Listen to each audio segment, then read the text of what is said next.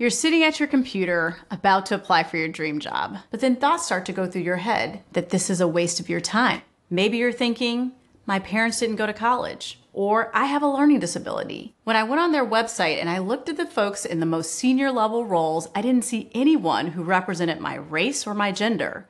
There's just no way I'm gonna get this job. So you don't even submit the application.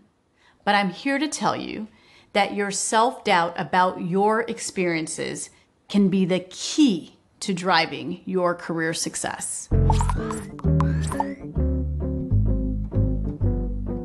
Most of us experience self-doubt at high-stakes moments, especially if they're people of color, first-generation college student, or they don't have a traditional background, so they don't fit the mold. If that's you, you're a part of my community. What I've realized is that these experiences that seem like a liability are actually your differentiating strength. The secret is to transform how you perceive your own story. Even if you've been on an untraditional path, you've accrued some skills over time that are really valuable in the workforce. Your task is to identify those experiences and trumpet them, because it's likely that story that is your ticket to a great job.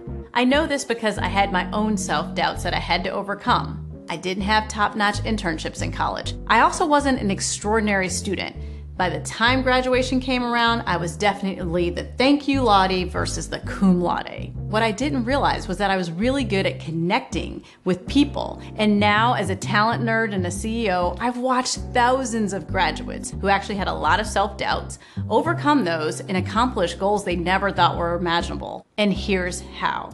Ask yourself 2 questions. The first is, why do you want to do this work? Maybe you already know the kind of job or work environment that makes you happy, or maybe you haven't quite figured that out yet. Usually, your personal experiences can help give you clues. For example, did your grandmother do manual labor and it made you really worry that she didn't get access to high-quality healthcare? Did your brother have to overcome his dyslexia and you helped him with his reading, and so you became really attuned to education policy? When you're in an interview, go ahead and talk about them, because it will show your passion and your dedication to the work. One young person I know, Dylan, was not sharing his personal story about filling out immigration papers for his parents when he was younger. Often when he told it, people would think that his parents weren't sophisticated. Dylan realized that he needed to harness the power of that incredible story along with his academic talents. He told it in a way when he was applying to law school that made it clear why he wanted to go into advocacy law. He is now in his 3rd year at Georgetown Law. The second question you have to ask yourself is, how can I share my story to showcase the unique strengths I will bring to the work? For example, did you have to work multiple jobs while you were in college that did not at all align with your major? That shows an employer that you have time management skills and a strong work ethic. Did you need to drop out of college because one of your parents was sick? Fill in the gap. Talk about how you administered their treatment plan.